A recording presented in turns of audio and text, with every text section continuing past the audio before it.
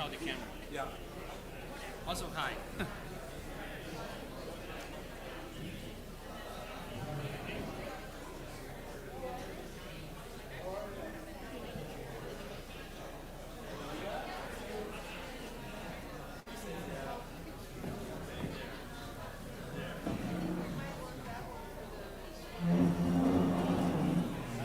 I put the tape in there. I put the tape in there. The tape, it's on your back. Oh, okay, thanks.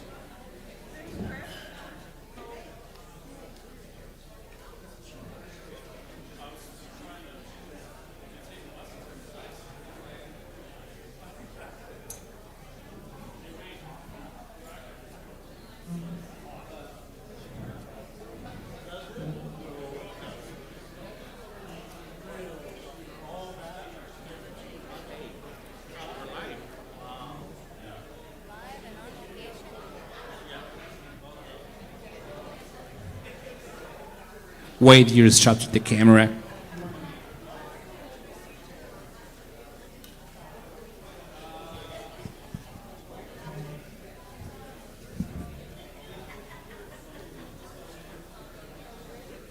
Wade, you're obstructing the camera.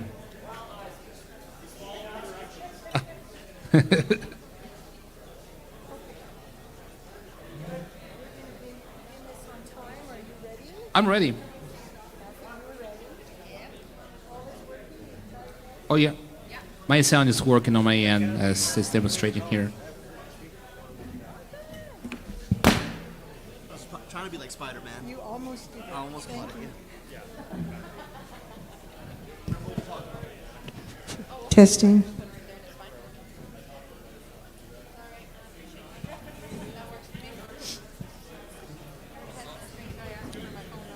We're going to ask the last few stragglers to come on in quickly and take a seat because we're about to begin. Hey, Chris. Thanks.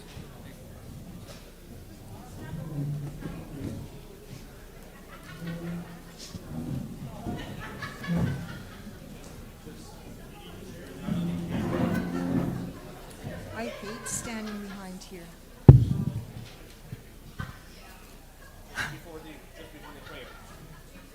Are you going to stand? Are you going to stand?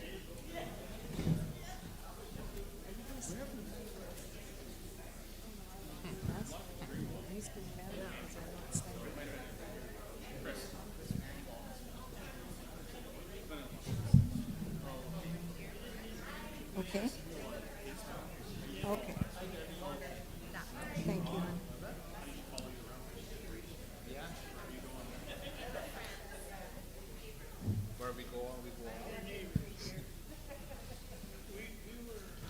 On behalf of the Alberta Prosperity Project, we are pleased to welcome all of you here tonight. What a wonderful turnout. Thank you.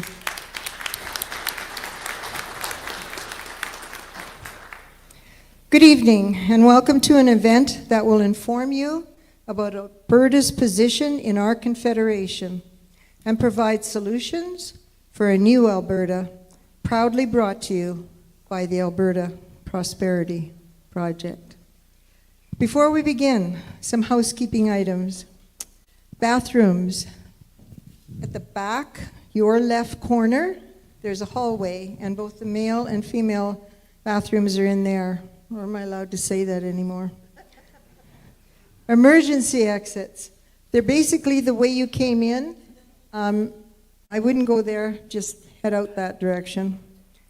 Refreshments, in case you haven't noticed, are to your left. Please enjoy them. The membership table is a tad remiss because my file is still home in my file cabinet, but we can get you online if you choose after you hear the speeches to join the Alberta Prosperity Project. We can put you on online. We have no merchandise table today, I'm sorry, but if you attend one of the big town halls with Jeff, Mitch, or Dennis Modry, you will be able to buy the merchandise. We're hoping to get them locally, but it's not a done deal yet. If you are here because you believe that independence is the best and only solution to Alberta's current situation, please be sure you have signed up your intent to vote yes on a referendum on the APP site. So if you know already that you want to vote for independence, but you haven't signed up as a vote for yes, please do it. It makes us easier for us to follow your vote and make sure it's cast when the time comes. We can get to you very quickly.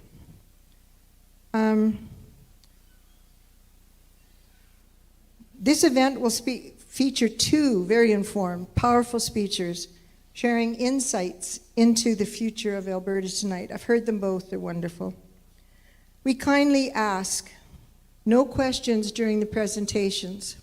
As a former teacher, I can tell you it sort of mucks up your mind and you lose your track. So just save your question. There's a Q&A at the end. Don't forget it. If you have to write it down, we do want to hear it.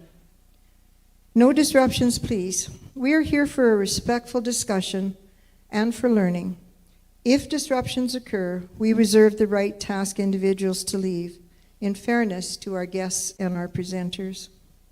My name is Joanne Reel, and I'm the regional co-leader with Corrine Lang for the Camrose constituency, which includes Tofield. You are amazing to have this many out for Tofield. It blows my brains. If you have not signed up to volunteer yet, we could really use your help because, as was said at the rally, let's go. It's go time.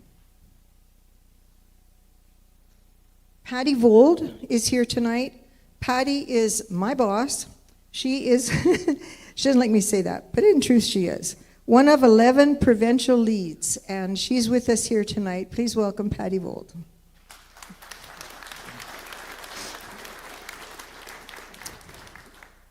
And I'm looking, there he is, for my husband. We, in Alberta Prosperity Project, always begin with a prayer, and I've asked my husband to do it tonight. Have I not? Oh, wait, I forgot. Max first. Sorry, Max. Max is our videographer.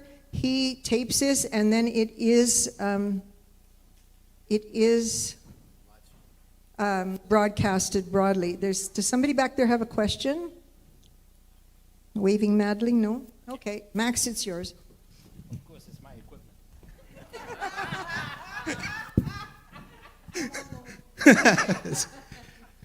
So, thank you for coming, all the guys here. It's amazing to see everybody here from all the area, which is amazing to see. I'll introduce myself. My name is Max. I run a little startup called freedomcalendar.net, and one of the things I do sound and live streaming events. For those of you who probably at least heard of freedomcalendar.net, I do a lot of the broadcasting for the Alberta Prosperity Project, the large town hall meetings, that sort of thing. So basically, Freedom Calendar right now is being categorized as an alternate media platform. So if you want to chip in, you can send an e-transfer to the email address that's on the signs over there. There's an email address. You can send an e-transfer to that as well. Also, on those signs, there is a QR code that you can, and I urge everybody to take at least 2 pictures and send that to your friends who couldn't come. That link has the live stream for today's event. I usually showcase on YouTube, Facebook Live, Rumble, Telegram, and X. So we need to counterfeit the Communist Broadcast Corporation, the CBC, Global News, all those guys who are against us. And the only way you can do this is support people like myself and other independent media outlets who are out there doing this thing. So thanks for coming.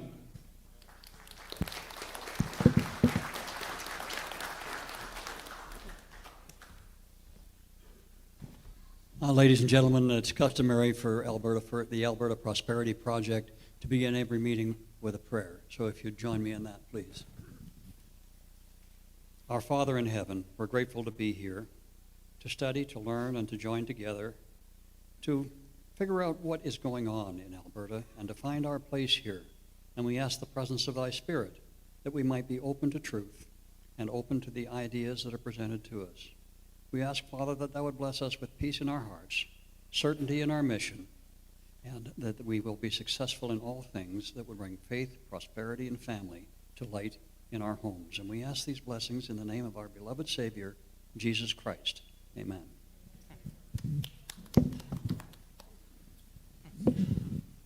Dulcet tones of my husband. This movement began in May 2021 in a humble oilfield shop in Nisku, Alberta, where a group of Albertans, tired of the inefficiencies of our provincial leadership and the overreach from Ottawa, decided it was time to act. Out of those humble beginnings, the Alberta Prosperity Project was born, and look at you, here we are today. Before our speakers begin, we would like to acknowledge our volunteers. Tonight, I would especially thank Corinne Lang, who organized this event for you. She also had the efforts, energies, and strength of our wonderful sons, Devin and Dominique. We thank you too.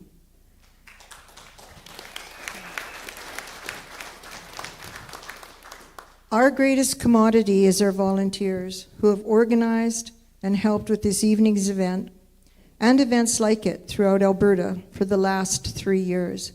We need you more than ever. We are moving into likely a heavy-duty need for canvassers. If you're interested in canvassing either on the phone or taking steps, please let us know at the end of this meeting. Our volunteers are vital to our success, and we sincerely appreciate each and every one of you. Our speakers for this evening are Kathy Flett. She's with the Women's Independence Network, and Christopher Scott from the famous Whistle Stop Cafe. Don't miss out on a chance to eat there. Our first speaker, Kathy, speaks on behalf of the Women's Independence Network and stands together with all Albertans to promote freedom and Alberta's sovereignty by engaging in educational opportunities, community building, dignified dialogue, and mutual respect as we explore the complex issues faced by Alberta's future. Please welcome Kathy Flett.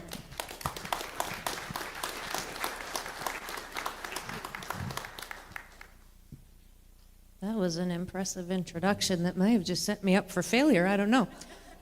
But we'll find out. Yes, my name is Kathy Flett. I'm an Alberta girl born and raised in northern Alberta by trade, is what I like to say. I grew up in the Peace River area, and most of my adult life was spent on the other side of the Muskeg in Fort McMurray. So when I came down to Sherwood Park 14 or 15 years ago, I like to joke and say I've been in a bit of a cultural crisis ever since. When you go from rural to urban, there really is a difference. But we make plans and God laughs and puts you where he wants you to be. And so here we are, and it's worked out wonderfully. And now I've got this opportunity to literally travel the province talking about what I love, which is Alberta and the people that are in it. And I got my first start in this movement 6 years ago, actually, with the whole Wexit thing. Some of you might remember that. And from there, I landed in the Freedom Conservative Party, which then became the Wild Rose Independence Party, which then kind of blew up. And then I was a bit homeless and wasn't sure what to do. And a friend of mine who had been with me through part of that journey, we got to be very, very close friends. Her name is Angela Tabak.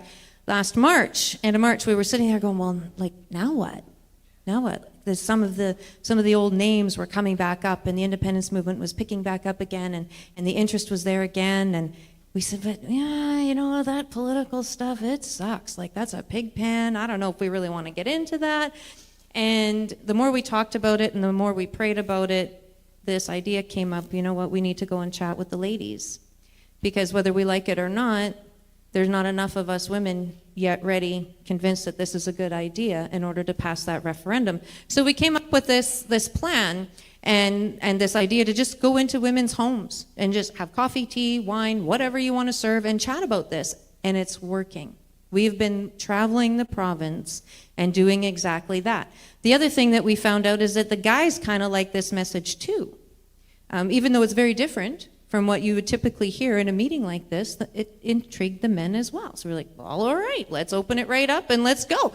So this is what we've been doing. And then APP got a hold of the message and they said, well, hey, we want you to come talk at our stuff too. And now I'm just like 100 times blessed because I get to share it in a bigger setting as well.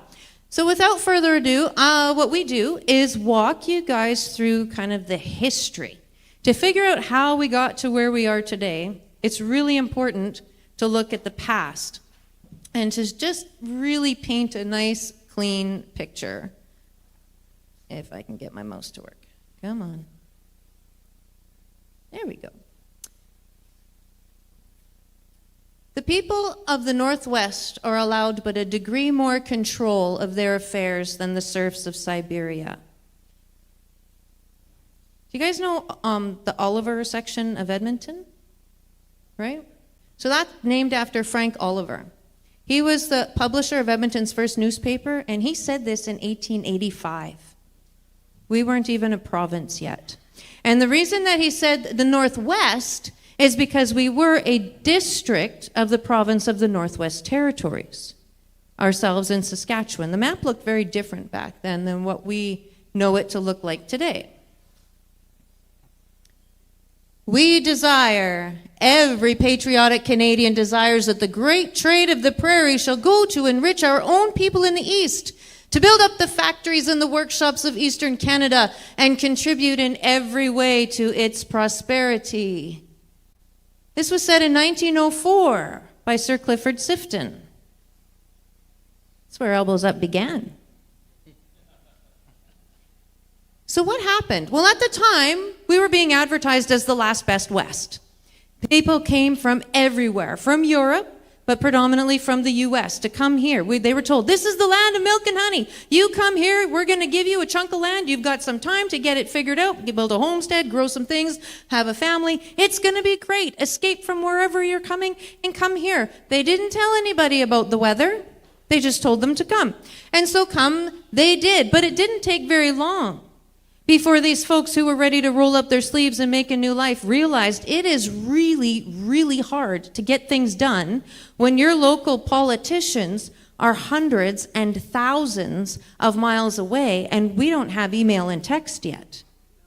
Right? So they were getting frustrated. They wanted to do something, but they couldn't because it was really, really tough.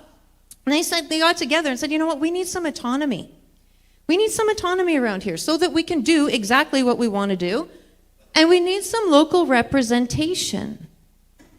So they threw some ideas down at the table, and then they called in Premier Hultane, who was the dude at the time that they needed to talk to, who's actually a really good premier. And they said, you know what? What if we created the province of Buffalo?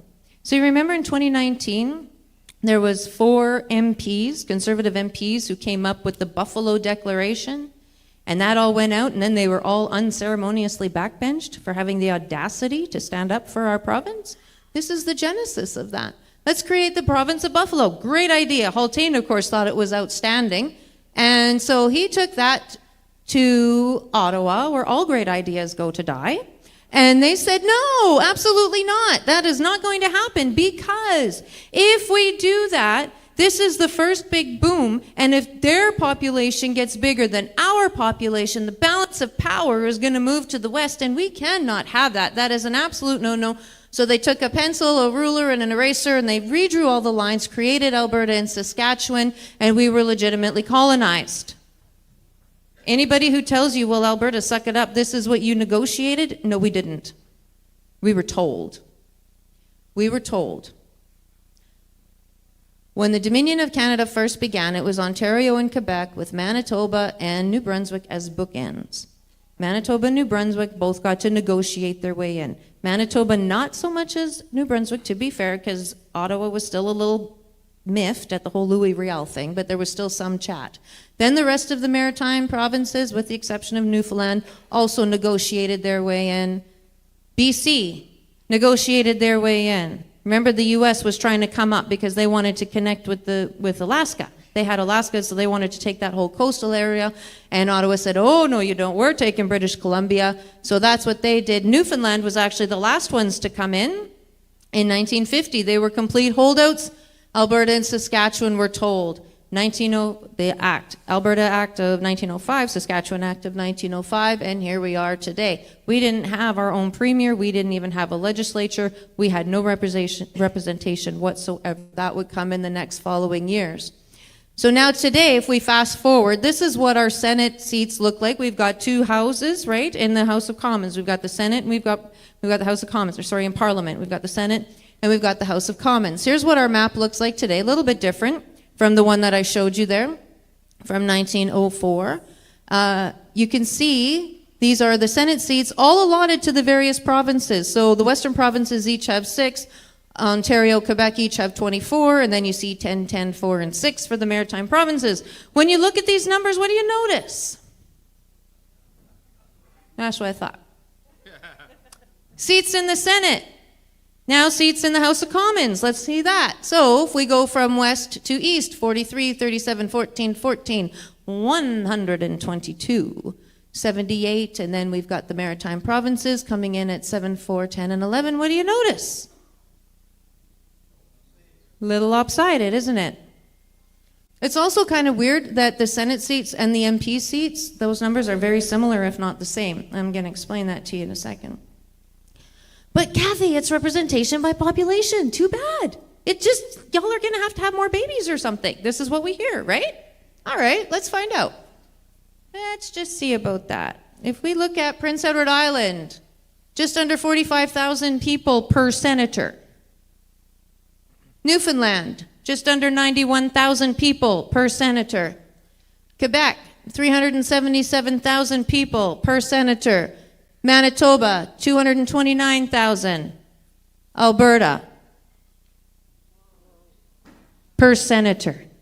For those in the back that forgot their glasses like I did, that's 814,787.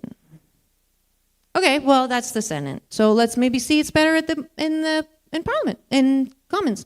PEI, same number.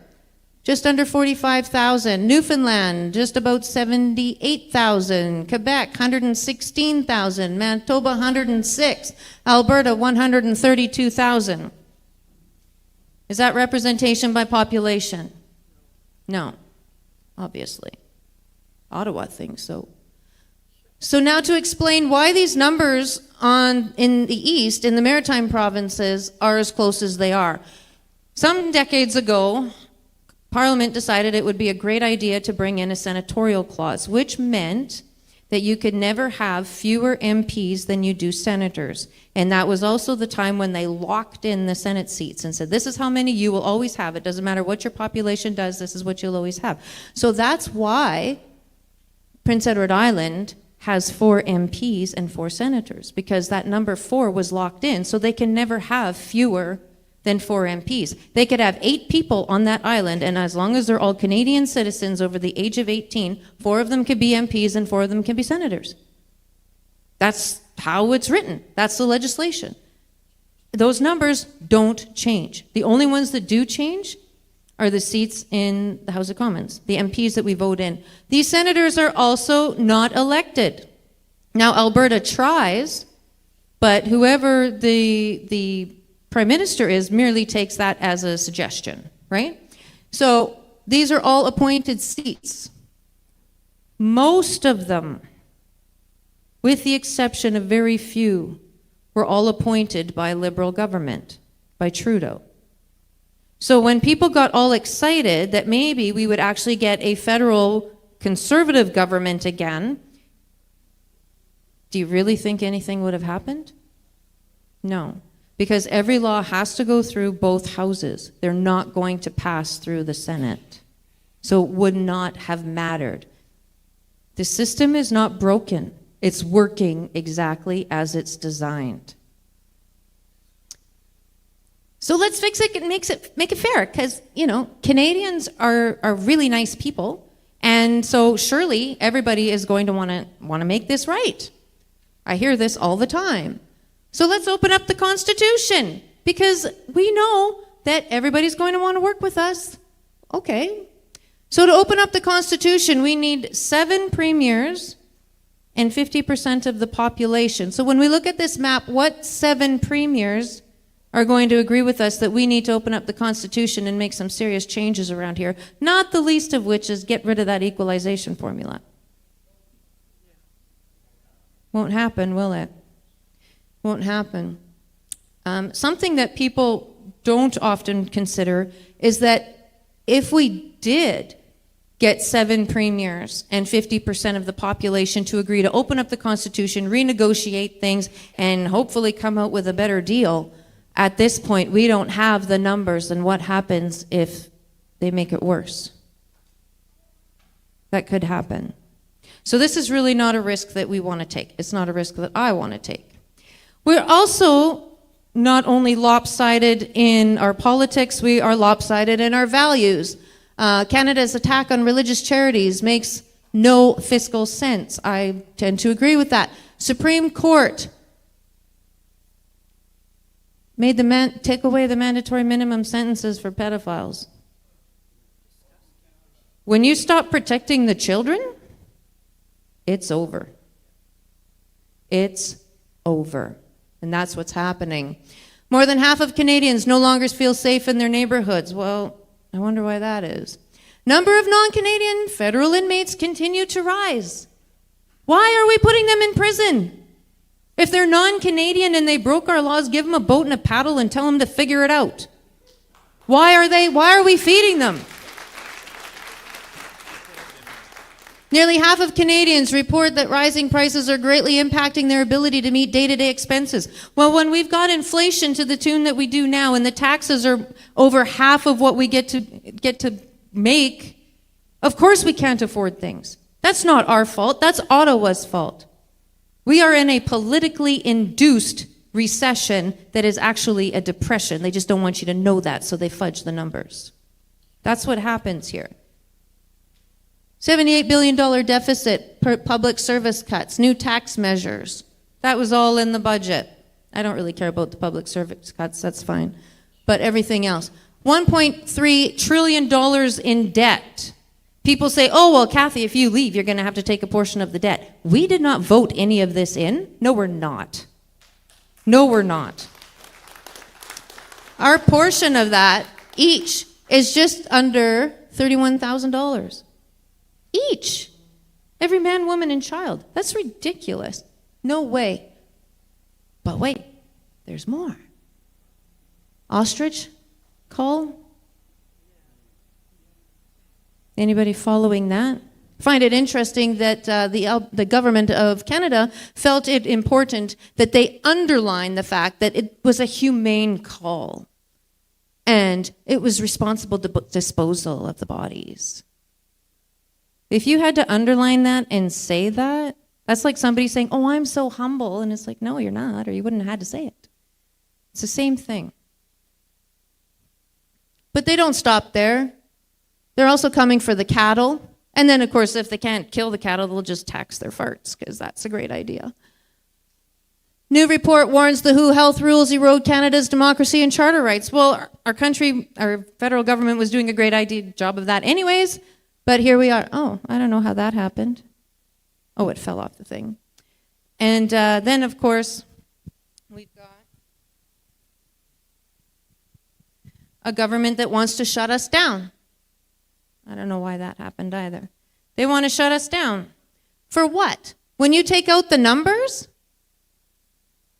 Alberta's greenhouse gas emissions that we're supposed to feel so guilty for are literally 0.5%.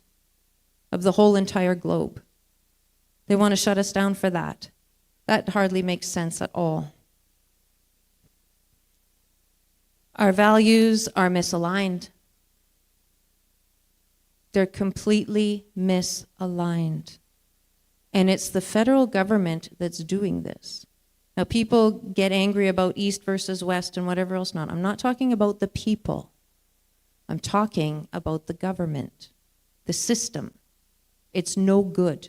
The Westminster system doesn't work for us. It's time to start to dream a little bit and to make things better for ourselves, and we can. There's no reason that we can't. And I get a little bit challenged when people say, oh, well, what about healthcare? Well, what about it? We're paying for it already through all of our taxes. At least now we'll finally be in control of it and keep all those extra royalty fees that we've been sending to Ottawa to be able to fund healthcare.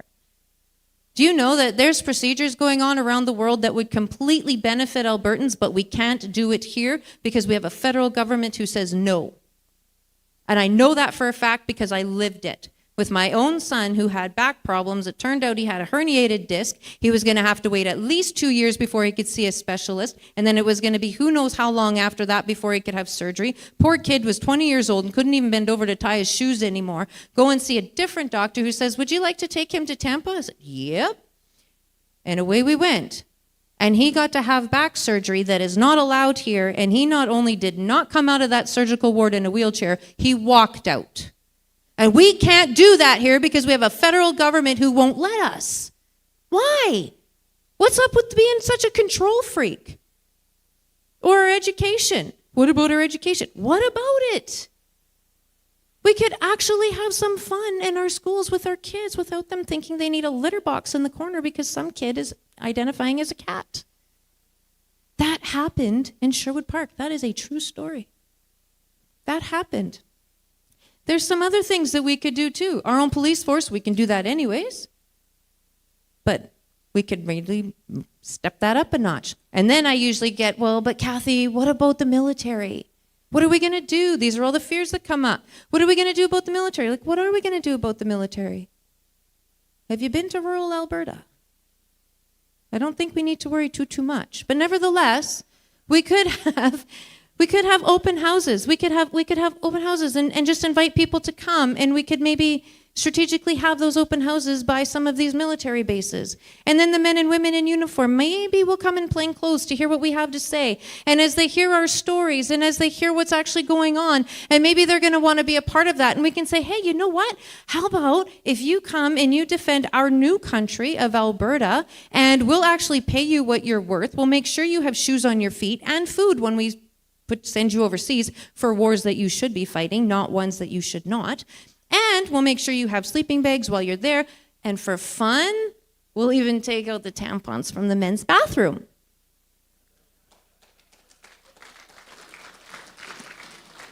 I think they'll badge over.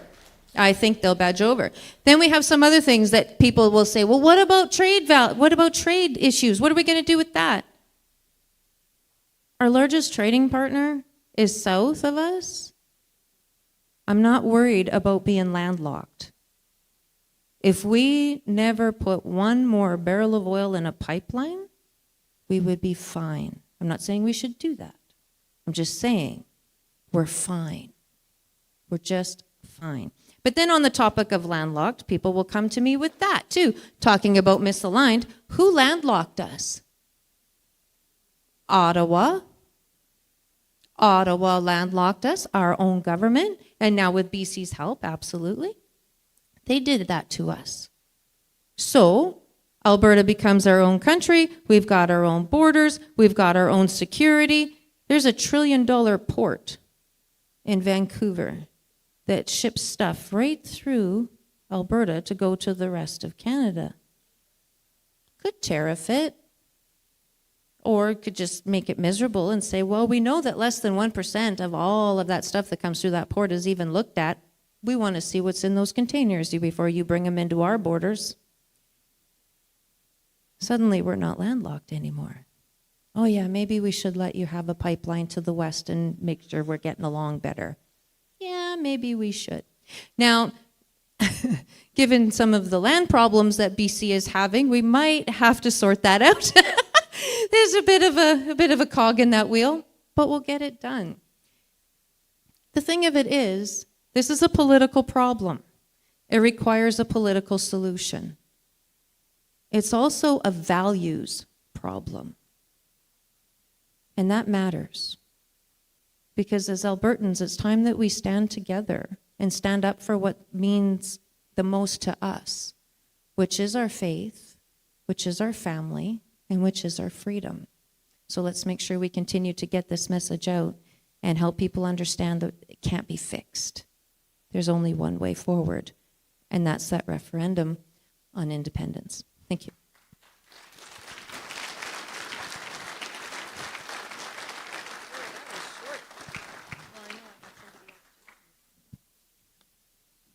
I don't know about you, but I could have listened longer.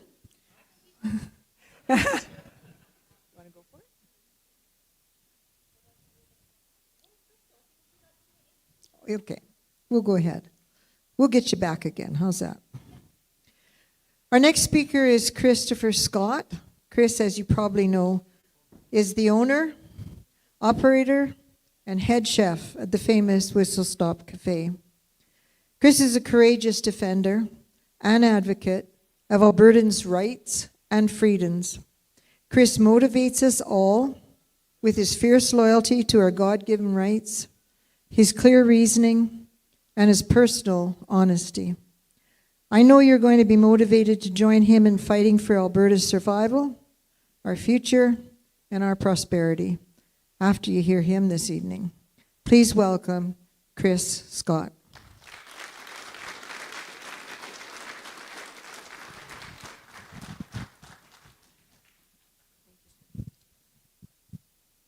Thank you, and thank you.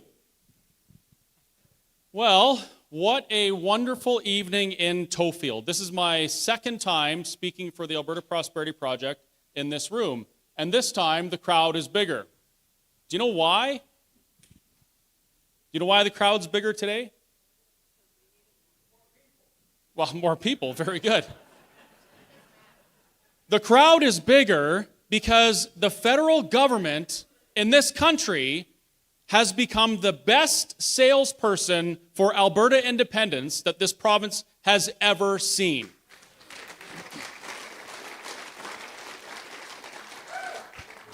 Now, I got to ask, how many people in this room are new? How many are attending their first Alberta Prosperity Project meeting tonight? Look around, folks. Now, here's a more delicate question. How many people in this room are still not on board with the idea of an independent Alberta? Okay, so there's a few. So generally, I speak on all sorts of different topics. Lots of times I'll talk about some of the things Kathy mentioned, like our position within Confederation, the rationale behind independence, why we need to do something, why we can't change the Constitution, those types of things. Lately, and this is very encouraging, by the time the first speaker is done, there's only maybe 2 or 3 hands that go up that are still unsure. And there was probably 4 tonight. So I'm going to ask you, for those people who are still unsure, please come and see me after, and I'll take time and I'll talk with you one-on-one about whatever you're concerned about specifically. For the rest of you, I want to talk about not so much the rationale behind independence, but the reason why now is the time to do something that we've never done before. I want to get across to you that we have not only a duty, but a moral obligation to fix the problems we're experiencing today. Now, we see these problems all the time manifest in different things. A lot of times it's an economic problem. Sometimes it's a logistical thing, like we can't move our resources. Sometimes the federal government they're passing laws that just blatantly do not align with our values as Albertans. So there's a very wide range of things. Right now in Alberta, we're experiencing some internal turmoil simply because our government has listened to us and they've said, of all the basic things we can do, we want to protect children from predators. And that, for some reason, is a contentious issue. So the buffet of problems it's massive. And I want to argue that it's more important to identify solutions than focus on all of the individual problems. So considering the plethora of problems we have, it's extremely important that we identify the solution. And I say the solution rests with the idea that as individuals and as a province, we need to reclaim our sovereignty. We need to be able to chart our own course forward. We need to be able to make the decisions and pass the laws that affect us and our children and our children's children. Would that be a fair assessment? And that's really what it means to live in a democracy, right? The people at large decide how they're going to be governed, how the government's going to act, those types of things. It's up to us. It's not like we're supposed to be living in a country where there's top down and they just tell us what rights we can have. But I'll tell you from experience, that is how we're living right now. Kathy mentioned the situation at Universal Ostrich Farms. They didn't decide that that's what they wanted to do. The BC poultry producers sure as hell didn't decide when one chicken sneezes, we're going to kill 100,000. Since they brought in that policy 8 years ago, or 6 years ago, 8.5 million birds have been euthanized because they were either sick or on the suspicion of illness. That's not a policy we came up with. Yet, we're governed by it. I didn't specifically vote for a policy that says if a person sneezes, we're going to shut down the entire province, destroy businesses, destroy individual relationships, destroy families. I never said I wanted that. And yet, that's what we experienced. That's what actually was the kick in my butt to get me involved and stop being lazy watching TV while the world went in a handbasket around me. So we have two choices. We can either continue along that same path under the same structure and the same laws, unable to change those laws, because let's face it, as Albertans, do you really feel like you have representation in the place that makes our federal law? I mean, you need not look farther back than this spring to see what Alberta's place, what Alberta's position in this relationship is. It's not, our position isn't elbows up, it's, you can use your imaginations. So we have to change these things. And I've been watching people, like politically motivated people, spinning their wheels for 5 years, saying, well, we just need to get rid of Jason Kenney. We just need to elect Danielle Smith. We just need to elect Pierre Poilievre. We just need to get rid of Justin Trudeau. We just need to do these things. And all the time I'm thinking, none of these things are going to solve the problems. They'll solve the immediate issues we're facing, maybe, for a period of time, maybe, but overall, it's not going to do anything to fix what allowed these things to happen in the first place.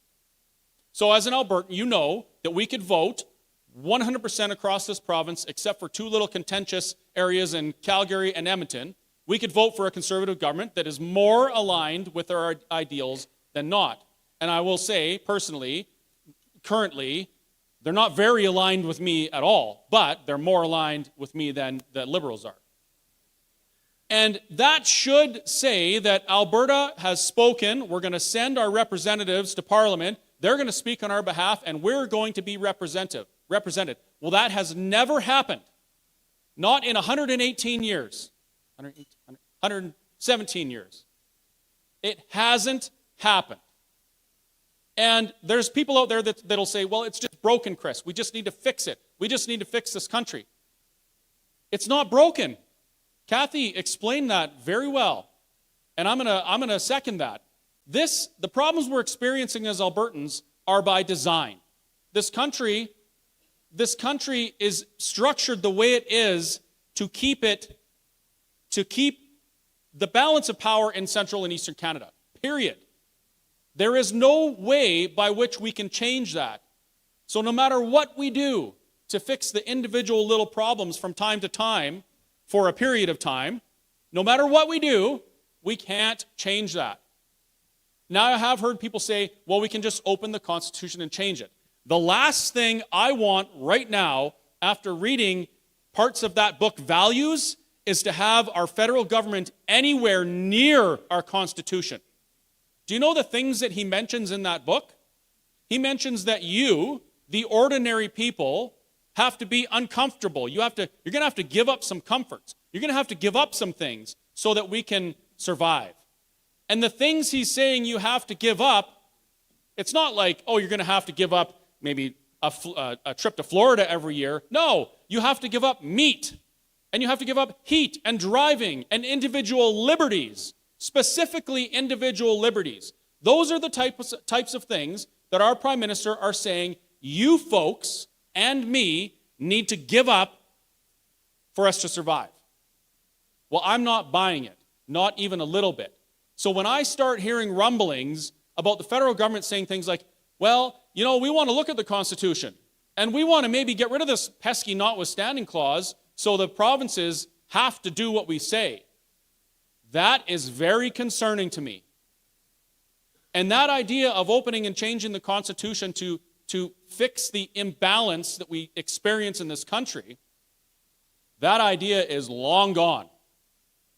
Long gone. If that Constitution gets opened, it is not going to be beneficial to us. It will be much worse. There's two major points of contention they have right now.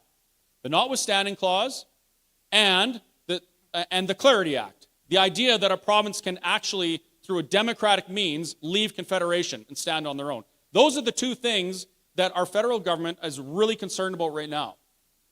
And if you peel that onion back a little bit, what they're really concerned about is that you folks may be able to influence the outcomes of your own future. They do not want that. The cat was out of the bag in 1905 or 1904 when Clifford Sifton delivered that speech in Manitoba. Contribute to its prosperity, not to yours. That's evident from the time we were created as a province until today. Farmers, some of you in this room, you lived through a period of time where it was illegal to sell your wheat to anybody but the wheat pool. Some of you really old folks, there's a couple, you experienced a time where you couldn't buy equipment from anywhere but the East. Like, these are real things that happened in this country. I was jailed for protesting in Canada. I have assembled for political purpose with my friends and my neighbors in secret, because if we had been caught, we would have been arrested for assembling for political purpose. I've attended illegal church services in Canada. I have watched our politicians sacrificing our children in the name of progressivism. And it's still happening to this day. The things that I've experienced and the things that I've seen in this country that used to be the freest and most prosperous place on the planet, where everybody in the world wanted to go, where people would sell everything they had in their home country just to get here for opportunity. I've watched it go from that to a place where people are fleeing and in some cases perishing in their journey to escape this country. What have we become? What has happened to this country? It's despicable. So when I talk about duty and a moral obligation, I'm not talking about we have a duty to pay less taxes. I'm not talking about we have a duty to, make sure that we're not sending $27 billion extra to Ottawa for which we don't get a penny back. I'm not talking about those things. Those things are all important for our prosperity. But I'm talking about something deeper. I'm talking about the ability of human beings with values and morals to be able to pursue those values according to their morals and their beliefs. This country was founded on Christian principles, period. It was Christian principles that built the West, that built the freest places on the planet. Because at the heart of that matter, I believe as a Christian, that did not come from Ottawa. They came from God. He gave them to me, and it's my duty to protect them.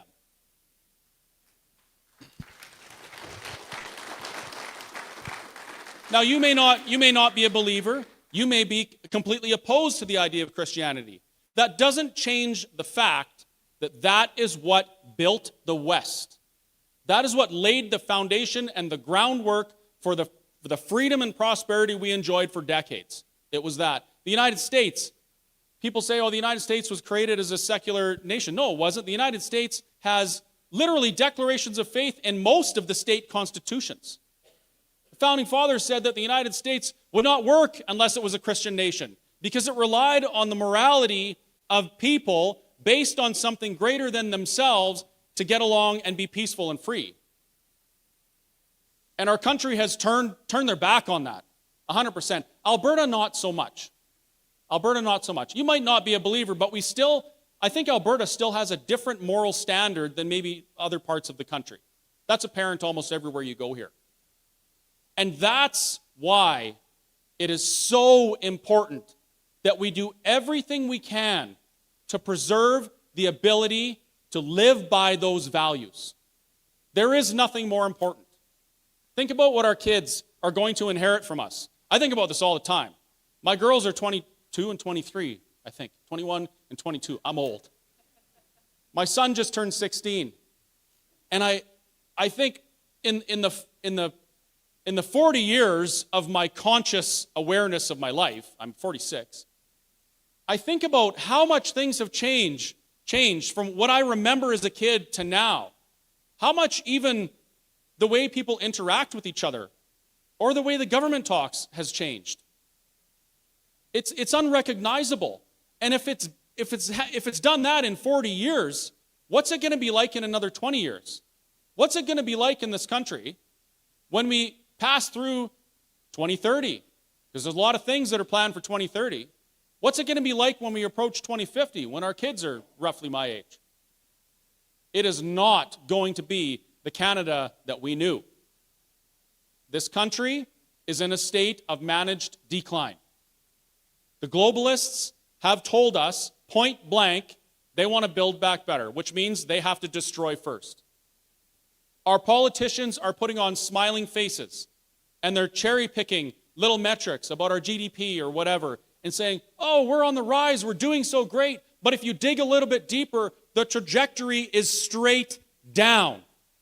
It's straight down. And I'll tell you, when people fail to act, when they know those things are happening, when you don't do your duty as a human being to stop these things, do you know what you see? You see societal collapses. Higher taxes, whatever. We've had high taxes forever. I'm talking about something much deeper than that. I worked in Colombia for a couple years. And on my way to work, I had a 3-hour drive from the regional airport that I had to fly into. And I remember seeing hundreds, maybe thousands of people walking along the side of the highway with bags and suitcases and all sorts of things. Families. And I asked my assistant, what is this? Why are these people walking? They were walking from Venezuela through South America to whatever country they just happened to stop in. Do you know why they were walking from Venezuela? Because Venezuela let their country decline into such a state that they couldn't even exist there anymore. When I was in Colombia, I was in Bogota, and they had a protest. There was a protest at the legislature there, the government building. You know who was protesting? Prostitutes. They were protesting, and prostitution's illegal down there. They were protesting because the people in Venezuela, the only thing some of them had left to support their families was the oldest profession.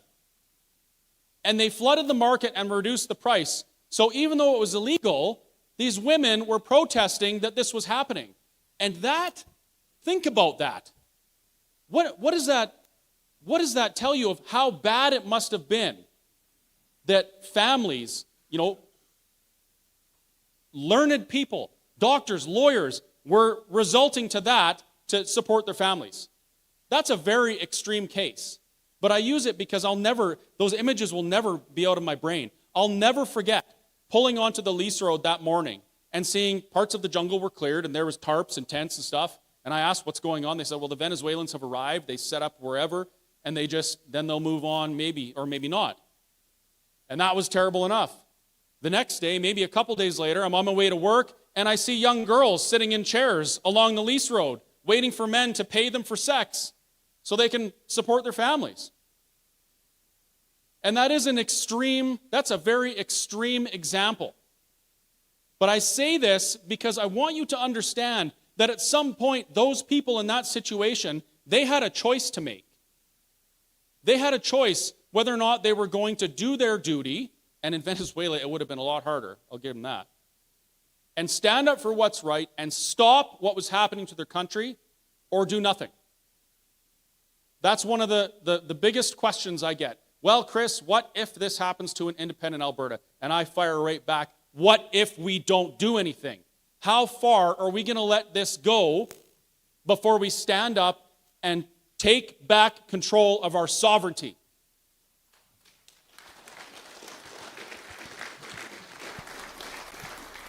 And I'll close with this. That word sovereignty, that's what I want for this province. Independence, for me, is a tool by which we accomplish the sovereignty that we need. I wish that we could fix everything, the imbalance, fix the Constitution, fix equalization, all of these things exist within Canada, and then the Canadian flag tattooed on my shoulder would be more appropriate. I really wish it could be like that. But I'm here to tell you it cannot. It was never meant to be. It cannot be fixed because it's not broken. That leaves us one option. We need to use that tool of independence to claim our sovereignty as Albertans. Not just for us, not just for our kids and our grandkids, although, to be perfectly honest, if I had a choice between saving my kids and letting everyone else burn, you know what I would do. We have a duty for the rest of the people in this country who are facing the same problems. Because I'll tell you this from experience as well. When one person or one province stands up and they do what they know is right, they do the hard things. They stand up and they take the rotten tomatoes. They take the handcuffs. They go through the things. Other people will join them.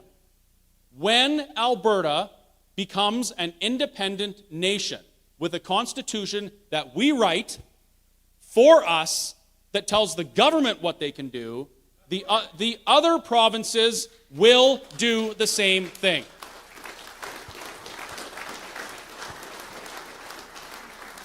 So don't forget that. We're not abandoning Canada. We're abandoning the notion that we need to destroy everything that made this place great. We're abandoning that, and we're providing the only clear, plausible, and probable path to sovereignty for not just Alberta, but everybody else in this land. Thank you.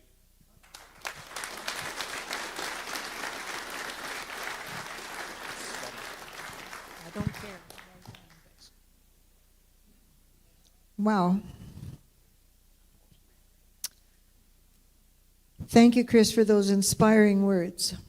I'm one of the oldies here, and I was one of the children in Ponoka who had the run of the town, could go out in the morning and play till lunch, come home when my mom whistled, and go back out again and play all day.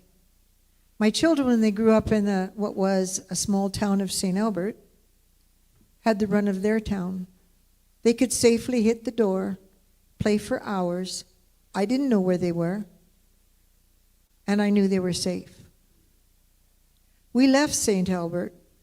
Shortly after, I said to my husband, I no longer feel safe walking on the prepared walks that they had for people who wanted to exercise. I was a fully grown adult. I was a phys ed teacher. I was in shape, and I couldn't go out there because there'd been enough attacks that it could be me. This is not, my husband and I aren't here to do for us. Our story is almost written. But our children and our children's children, well, their story is going to be 100% different than mine was. And I don't like that. That hurts my heart. It's our job. We're the oldies, but we're the ones with time. We need our youth. They're so strong. They really are. And if you'd made the number of phone calls that we had, you'd know that they're there. They understand, in spite of, I can say this because I was a teacher, what is going in our schools. These children who are 16 to 25 years old have had to grow up and grow up very quickly. They're with us. I'm asking you to join in, to help. Let's take this land back.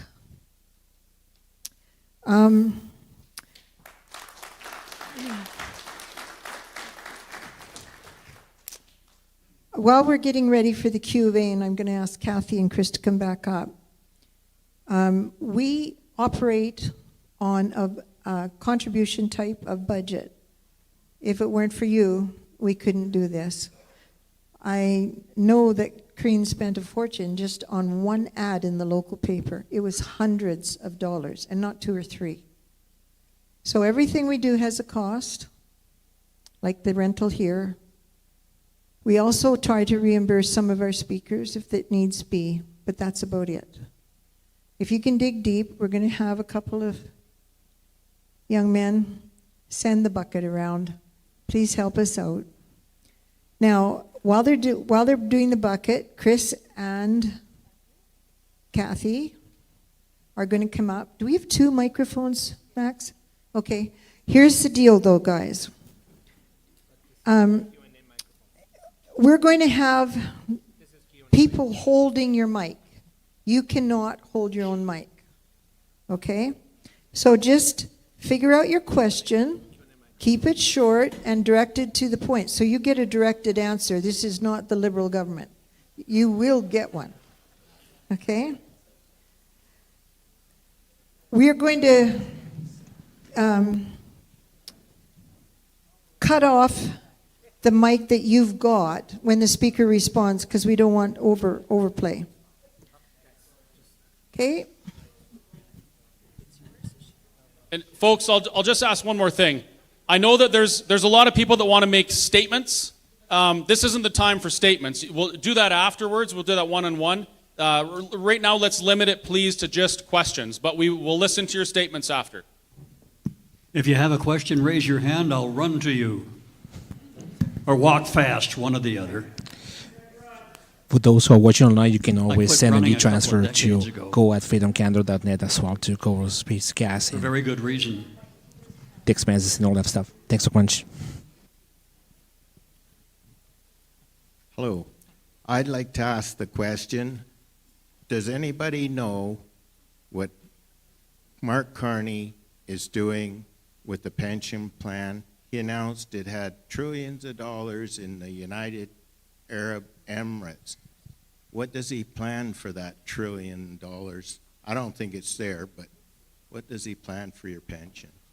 Well, I can't speak to what he's going to do. I can tell you who he is. What he wants to do is probably not to the benefit of pensioners. I can tell you that the pension fund was included as an asset in the current budget. What does that tell you? That fund does not belong to the government of Canada. That belongs to you pensioners, us. And they've listed it as an asset on their balance sheet.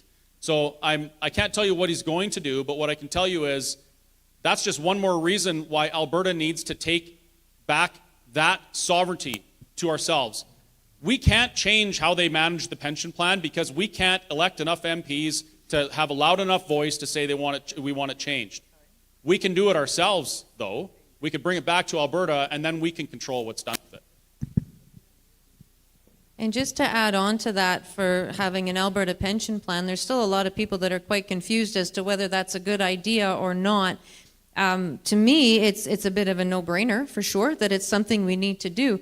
But something that some people have not considered is if we had our own Alberta pension plan, well, when you die, what if you die before you're 65? What happens to it?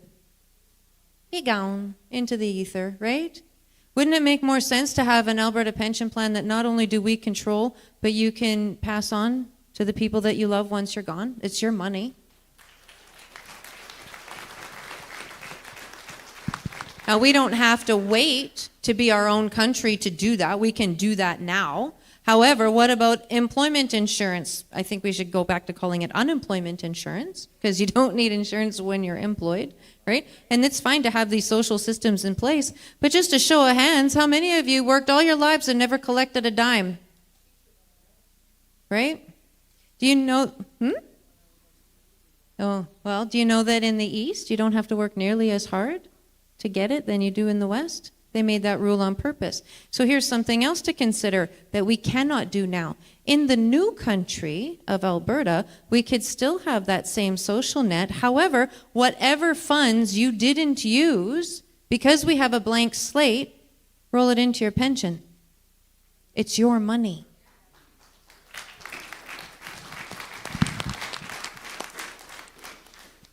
My other question is that this totalitarian regime is toying with the idea of a digital identification for everybody. Now, could you please elaborate on the ramifications of that and why it's a big concern for all of us here in Alberta?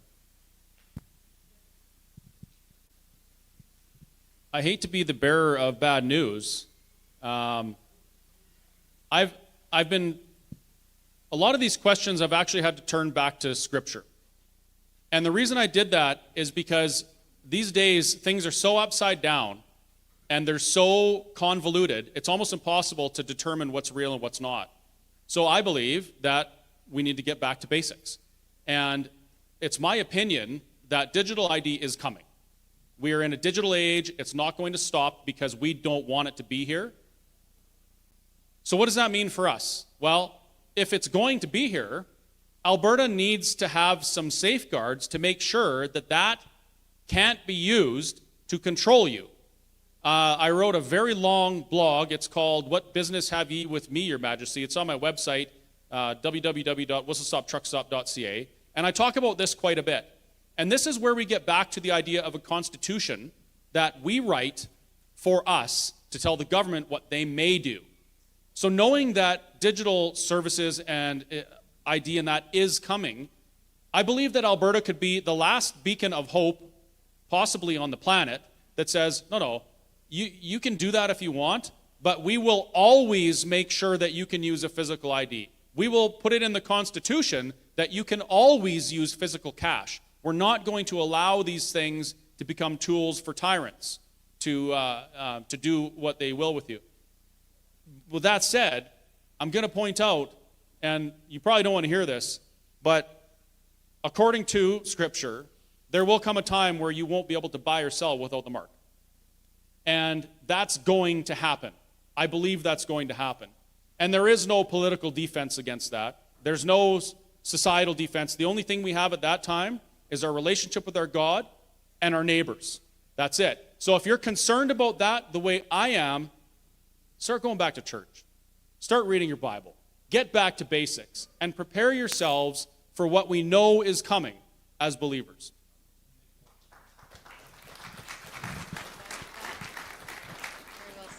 Have one over here. So growing up, I always liked to peek at the Christmas presents before Christmas. So I see Christmas is coming, like in terms of sovereignty, independence. Can you give us a peek as to what that, not necessarily how to get there, like the referendum question, but give us a glimpse as to what that might look like and how that will proceed. Once we're there or getting there? Once we're our own country and we've had the parade and the ticker tape is everywhere? Okay. How do we make that work? Well, first of all, that is not going to happen overnight. Let's just be honest about this, right? It's going to be a process. But once that process is over and we have had our constitutional conventions and we've figured out as Albertans what we want our country to look like, what rules, what laws, what regulations, all of that is in place the way that we say, not Ottawa. Well, then we have also determined what kind of government we want. I would suggest we don't go with the Westminster system. I just showed you it's broken for us, right? It doesn't work. So we'll have to probably be a republic of some sort, which means we're going to have to figure out how we're going to kind of divvy up our new country of Alberta into states. We're going to need to figure out states. We're going to need to figure out counties or municipalities. What are those going to look like? And then we're going to have to figure out how are we going to represent all of these places legally in some sort of legislature, whatever that might look like. So we'll probably have a president, and then we'll have some senators, we'll still have a mayor and council, but we get to redraw all those lines to something that works for us, for our value system. So that's the first thing that it's going to look like. It's going to look very different.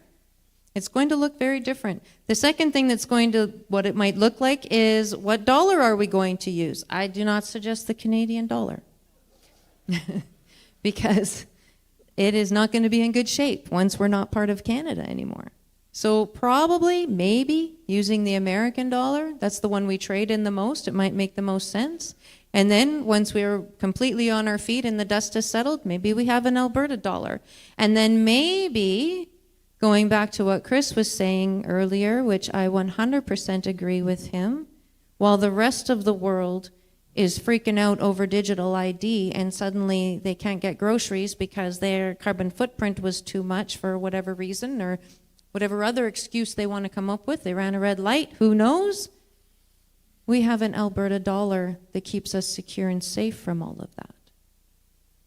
And we can still trade with one another. Globally, we'll have to sort that out. The rest of the globe is all doing this digital currency. Well, we'll figure that out. But locally, we could have an Alberta dollar that makes sure that we're still hanging out with one another the way we want to. The other thing that's going to look like is trade negotiations. Speaking of global, we're in charge of those trade negotiations, not Ottawa screwing things up for us. That makes a huge difference. You know, just the equalization payment right now alone, that takes out $6,000 from your pocket every year about, is what it works out to. Man, woman, and child. So if you're a family of 4, what could you do with $24,000 extra dollars this year? Probably quite a bit, like maybe not lose your house. Right?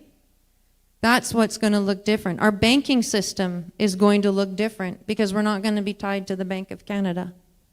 That's going to look different. I anticipate that it'll be much more secure, much more solid, much more sound. We'll be able to plan for more than 6 months ahead because we don't have to be worried about what the interest rate is going to be doing. There's all sorts of different things that this is going to look like. Because we have lots of extra money, because half of our royalties and everything else isn't going to Ottawa to pay for other provinces, we might even have roads that don't have potholes in them anymore because we'll have the money to be able to do that. We won't be We won't be arguing for over a decade to twin Highway 28 to Cold Lake. We'll just do it. We won't be arguing for 2 decades to join Northwest and Northeastern Alberta.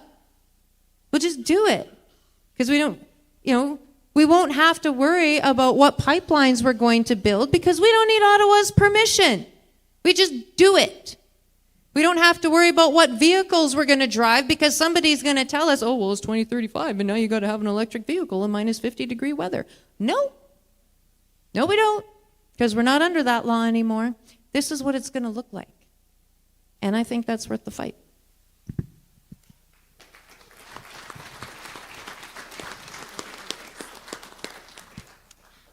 This morning, my partner and I watched a podcast, a YouTube podcast called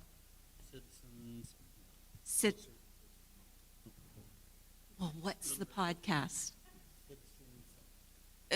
Citizen something with APP, with 2 representatives. Oh, yeah. Very interesting.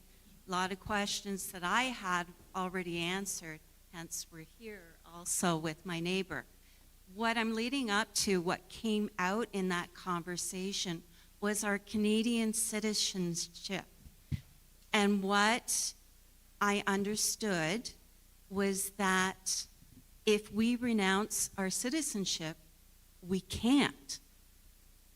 So how, one, I need clarity in that, because that was news to me. And secondly, has there been a conversation about that? Because at this point, I'm happy to renounce my citizenship, something I never even dreamed I would even say today.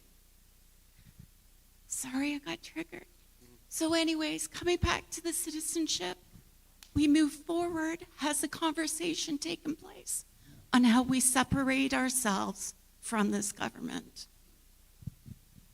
That is certainly a very emotional thing to talk about because we love this country. We really do.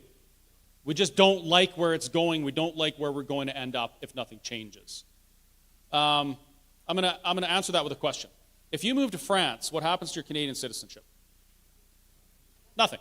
You are a Canadian citizen, and nothing can take that away from you. You could go to the Middle East and fight against the Canadian forces. You could kill American medics, and you would still be a Canadian citizen when you came back. We saw that. So that question comes up a lot. You don't have to renounce your Canadian citizenship. At the worst case scenario is that maybe the Canadian government would try and say, hey, we're going to take your citizenship away because you chose to do something else. Then we take them to court, and we each get $10.5 million. You know what I'm talking about, Omar Kadar, right? Yeah, and that's enough for a jug of milk. We actually, the Canadian government compensated a Canadian citizen $10.5 million because his citizenship was revoked for engaging in terrorist activities overseas. Don't worry about your citizenship. But I certainly do appreciate the sentiment and the emotion behind that question. But do we have the right to renounce our citizenship? I don't know. That's something you would have to Google or something or ask somebody a lot smarter than me. I think that it's a thing that can be done, but I'm not 100% sure. I'm a roughneck. I'm literally a roughneck who's now a waitress. So this is all things I've heard from people I'm close to and research I've done myself. So at sometimes you're going to have to dig in to make sure that I'm right. Yeah, I guess I'll ask the question and maybe hopefully help you out answering it if you need. But what do you know about Norway in regards to the same thing financially Alberta would be in with regards to the separation? Norway's equivalent of a heritage trust fund kind of thing just hit $1.7 trillion. If they were to shut off every drop of oil, that country could live over the next 100 years. And the equivalency of Norway would be Alberta. Yeah, People absolutely. have to remember that. Yeah, we have more oil than they do. We have more resources than they do. We have more land mass. We have more of everything than Norway has. The difference is, years ago, Norway decided they were going to take control of their sovereignty, and they were going to do things to benefit them. They weren't going to capitulate to global demands or whatever, and they set themselves up. And coincidentally, it started around the same time as we started paying equalization. So if that hadn't happened and we had invested that, Alberta right now would have to the tune of between $1.5 and $2 trillion in our fund. But I'll tell you something. In the early 80s, actually the late 70s, Pierre Elliott Trudeau and his cabinet identified that the center of power was slowly shifting from the east to Alberta. And do you know what they did? They came out with the National Energy Program. And they completely kneecapped Alberta.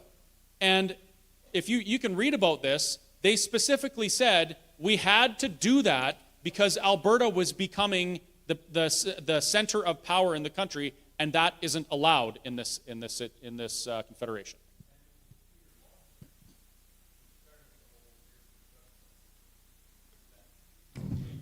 Yes, prior planning prevents poor performance. We need to start planning right now.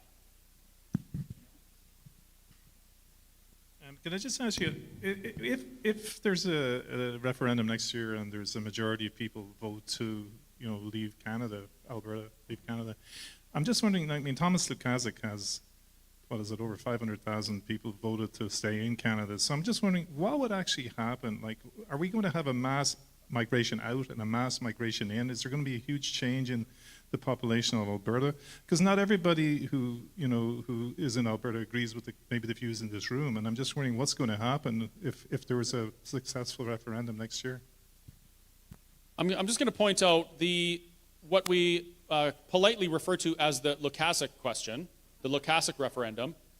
He got 465,000 signatures to get a referendum question on Alberta independence. It wasn't 465,000 signatures from people who want to stay in Canada necessarily. What Albertans are asking for is the right to be asked how we want our future to look. So we're going to have a referendum. Now, because we're having that because that's going to happen, we now have a big job to do. We have to share this message with everybody and tell them why we need to vote to leave Confederation, because we're going to have the referendum. He did that hard work for us. So we have to continue that work. But as for the migration thing, I am going to point out something interesting I saw today. Did you know that the State Department of the United States, they just declared mass migration as the single greatest existential threat to the United States? From Canada. Did they say that? Good grief. Anyway, we're experiencing this in our province, overcrowded schools, inability to get health services when we need them. We have too many people coming in. It's another area that we gave up our jurisdiction, our sovereignty to manage. We let the federal government do it. Now we're paying the price. But I'll tell you, an independent Alberta, the prospect of an independent Alberta where we could do all the things we've been talking about tonight, can you think of anybody in this country who wouldn't want to be here? Who wouldn't want to be part of that? You know, of course there's going to be people coming. There already is. One of the reasons, a very good reason why we need to be an independent Alberta is so we can manage our own immigration policy. We can decide who's coming in and filling the spaces that we need filled. Right now we can't do it. So yes, there will be people coming in. There'll be some weirdos leaving, and that's okay. They can leave. That's fine. I'm sure there's other places that they would be very, very happy, like, oh, I don't know, North Korea is nice this time of year. But yeah, good question. The whole aspect of immigration, that's something that we need to take control of as an independent Alberta. Just to comment on that, I was serious when I said they were worried about immigration from Canada, because the U.S. State Department is very concerned about what's happening in Canada with respect to the federal government policy. Yeah. And they're concerned that Canada is going into the tank big time, and they've already notified the senior level of their administrators down there to look at the possibility and try and prepare for what might be a mass migration of people fleeing Canada because of what our government's doing to us. Yeah, something else just to add to that immigration conversation is I agree with Chris. There probably is going to be people that leave because they're like, nope, we like socialism. Okay. Bye. Send you a Christmas card. And then there's also going to be people who perhaps to come in to help us build. And that's okay. I think none of us are going to have any problem welcoming in those people who want to come and help us get this done. What's funny to me, and I've had to bite my tongue a few times, is those who go, oh, as soon as you're independent, I'm moving there.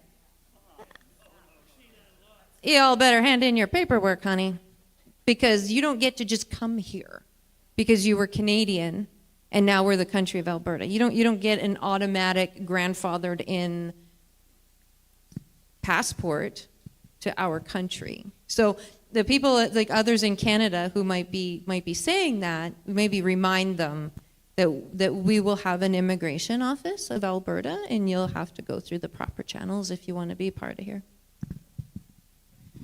Hi. So in regards to when we were talking about the CPP and the QPP, in the new budget, that they're using it as an investment, so cooking the books, basically. Yeah. What if that's gone by the time we separate? All our money's gone. Like, I mean, it's not an unrealistic thing with this government that we've got. That's one question.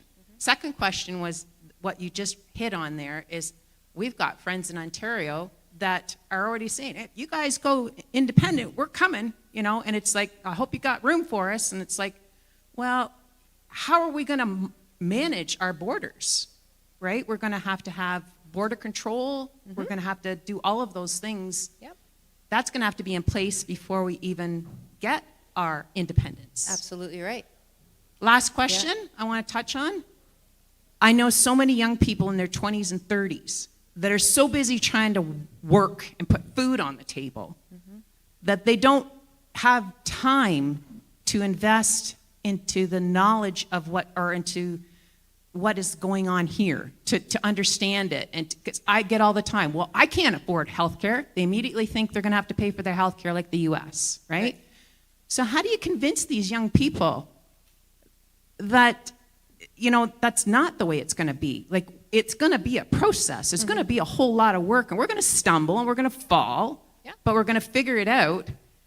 But how do you convince these young people, and that's the people that I'm worried about. My kids are in their 30s, they're 35 and 32, and we have grandkids. I'm worried about them. What this place is going to look like in 20 years, like we discussed. So how do you, my children get it, but I'm just trying to, there's so many younger people here in Alberta that just don't seem to have, they're so busy working, putting food on the table that they don't have time to look into this and to be educated about it. So how do we educate those people? Because I think that's where we're missing. We can see here by this crowd that it's mostly elderly. We need to be educating these young kids, right? And these young people. Okay, let me answer. Max, give her. You're asked the right guy, actually. It just depends on it. And I was saying to anyone to answer that specific question, that's what I said. Take a picture of all the QR codes in there and send that to whoever needs to be convinced. Also, this is not only the only live stream I did. This is probably my 25th live stream. So if you want to convince your kids, take a screenshot of the QR code that's in there, share it to at least 5 people, and next time you'll know exactly what we're going to talk about. Because I can tell you the younger population in general are busy, yes. We get the needed information to them, but it's up to you also to share the information as well. Okay, so I'll answer all 3 of those questions. With regards to the pension, this is all the more reason why when we go to that referendum ballot in the spring, one of those questions is going to be, do you want an Alberta pension? You check yes. Yes, because that's how we get out of that CPP. Now, there's also some people who are saying, well, the federal government will never give us what is actually ours within that CPP. They probably won't. They probably won't. Even if they only gave us what we've given in per capita without any of the growth, the seed money for that, for our pension, given our ages that we are, although I'm a little older than Chris, but given our ages that we are, we're fine. The numbers have been run and we can still do it, even if they only give us what we have put in per capita. So that part's good. We just got to get that Alberta pension plan. That's the key there. So then the second question was about border security. Absolutely. We are going to need border security. And if it gets crazy, we got a neighbor to the south who knows how to build walls. We'll just get a blueprint. And figure it out. So we can do that. And then the third question was the youth. That's a really good question because these guys, they're all hiding behind their phones. We don't see them, right? Like us Gen Xers, we grew up on, coffee in the coffee shops and bush parties and all the rest. Like we know, right? We know how to throw a party and get together and have a good time and a conversation. These young guys, not so much. It's a little different. They're all online. But I can tell you that I have been asked to speak with different groups and pockets of young people who are saying, Kathy, can you come and give us this history lesson that we didn't have in school? Can you come and help us? Because they're going to start going to campuses. So we're going to start to see that right away. I'm just going to add to that real quick. With the borders, did you know that our government is currently working on transitioning, that's the wrong word, from RCMP to sheriffs, Alberta sheriffs? Well, who do you think is going to be responsible for patrolling borders? Do you know that we've already taken on that type of scope on our southern border to secure it on behalf of U.S.-Canada relations? We're already working on some of these things. Go and read the LifeWorks report that talks about and Alberta pension plan. That was our government that commissioned that report. So these things are already being done. Kathy mentioned, or you asked, what if they don't give us the money?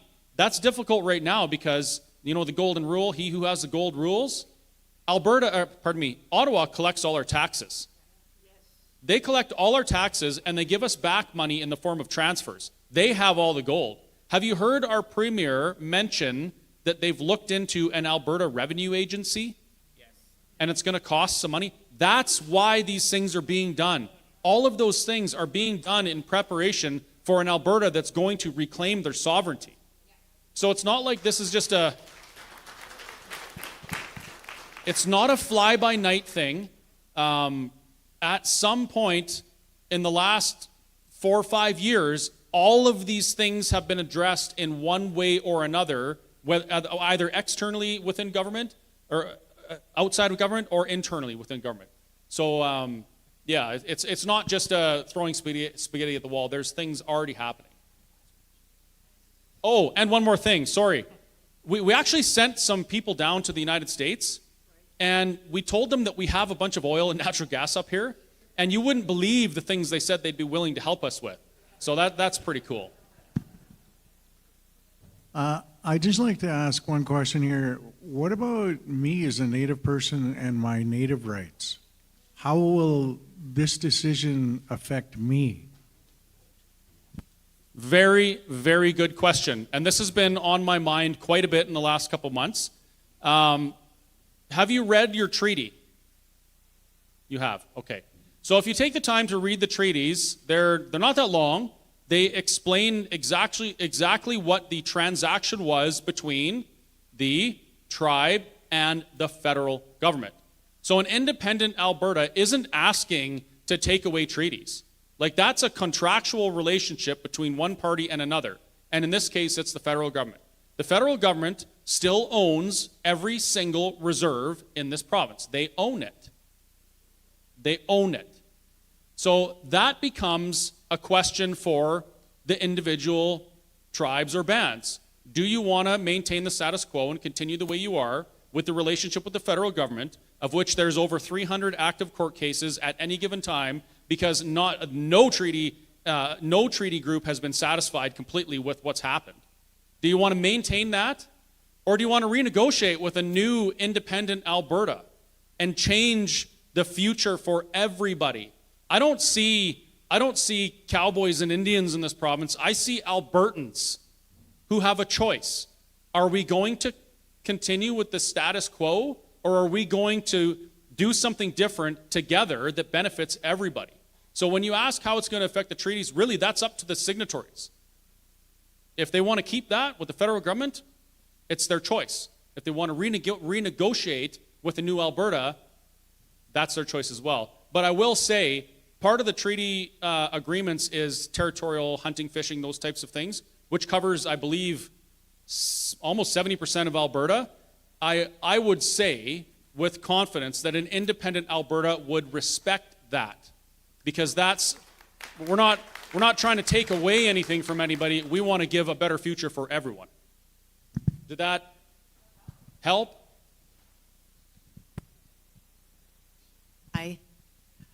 That was my question exactly. We have to be honoring people that have always been here. I'm not First Nations, but I think that we have to look out for them. They were here first, and we have to respect that. My question now, since that was answered very well, thank you. What about all the Crown land, right? There's a lot of that. What's going to happen with that? Can that let's just take it, right? Then it's Alberta's Crown land. So if you could answer, like, what about the land that's owned by Canada? And what about those large parks like Banff and whatnot? What happens with that? Sure. So there's provincial crown and federal crown land. Jasper, Banff, they're federal crown. There's a little bit more. But provincial crown land is described as land held in trust for the people of Alberta by the king. That's what it is. Held in trust. And that's the entire country, held in trust. That's like saying, hey kids, you know, you're 60 years old and you still live in the house, but you haven't bought it, you haven't taken the title yet, even though we've said you can have it when you grow up. Let's grow up and take what's held in trust for us and be done with it. And as for the federal crown land, it's my position, and this goes for military bases and anything that Canada has their emblem on right now in this province. Alberta has contributed to Confederation, when adjusted for inflation, from 1967 until now, between $1.2 and $1.7 trillion. We own the bases. We own Jasper. We own Banff. It's all ours. We've already paid for it. Ciao.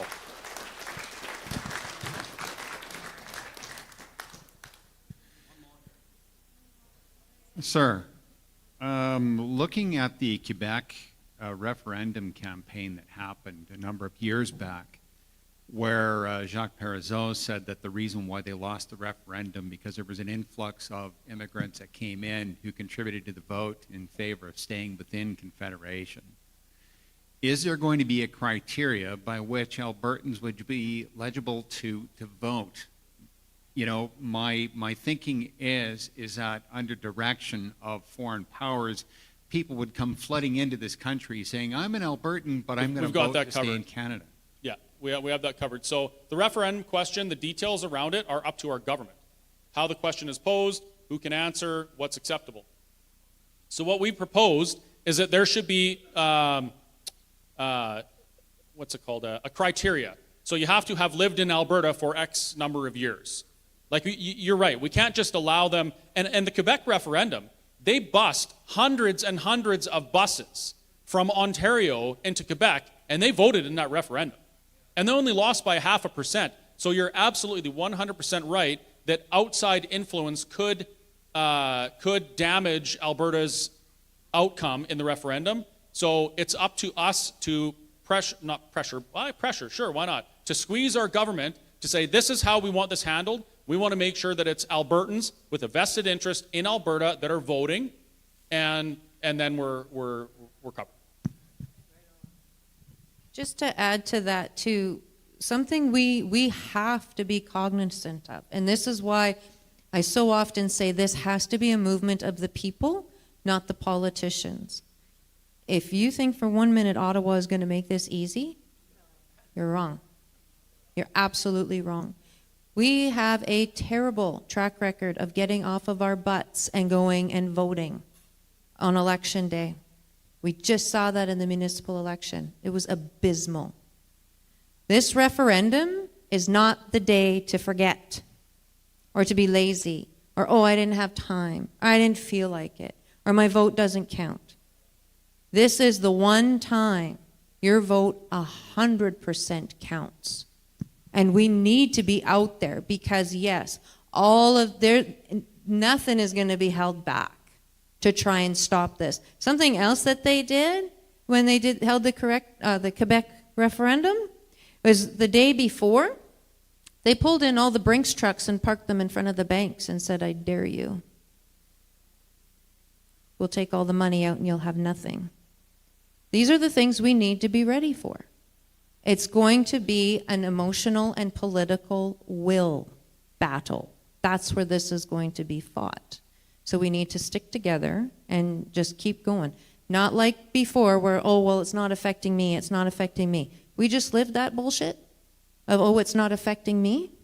If we had all stood up that very first day, those 2 and 3 years wouldn't have happened. Let's not make that same mistake.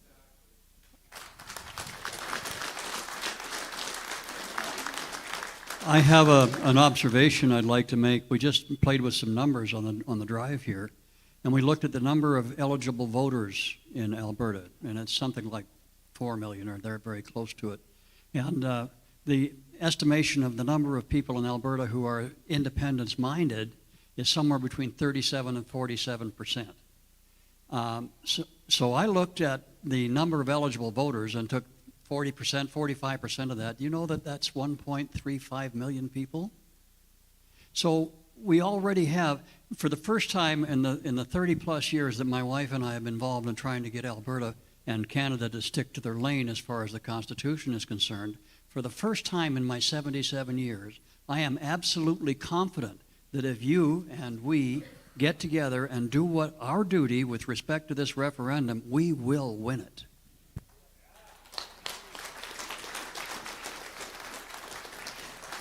To help us do that, we need you, if you are for independence and you have not yet signed on the APP site your intention to vote yes, can you make sure you do that when you go home tonight? If you are willing to help volunteer, we will take your name on a slip of paper at the table in the back right, well, your right corner. I should know how to do this. Yeah. We taught phys ed, you know, you got to learn to do things backwards so they can figure it out.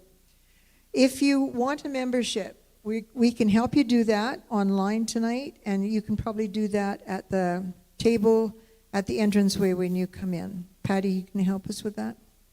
Okay, and I think Corrine might help us with that too. With no more ado, I'd like to thank, first of all of our volunteers. Oh, and I have to do one more announcement. Max has said, on those sheets, they're orange on the side. Oop, there's a green one too. If you go and take a picture of them, please. Max, carry on.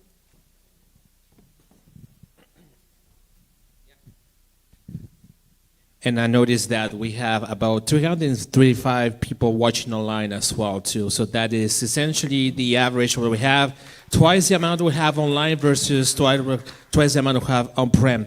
I would like to also remind you that this is warfare, and and they also have their own things. I mean, we're all in this battle right now, and what I'm going to tell you is that they need all our support, as we people need all support. So I know that there are some people who can watch online right now, because I have probably 400 people watching online. If anybody who is watching online can give $5 to the email transfer that's below here on this side, that's going to make an enormous difference. And we're in a position right now where basically what we're doing right now is for our kids as well. So thanks for everybody who came here tonight. Please take a picture of all the signs that are in there and share it to at least 3 people by text messages or anything. It's important to do this. Thank you very much. And thanks, Chris Scott and Kathy Flett, for coming here. Yeah. Before we go, I'd like to thank our intrepid speakers, Kathy Flett and Chris Scott. Please give them a big round of applause. And sign up on that website so we can get your vote out when the time comes. Thank you.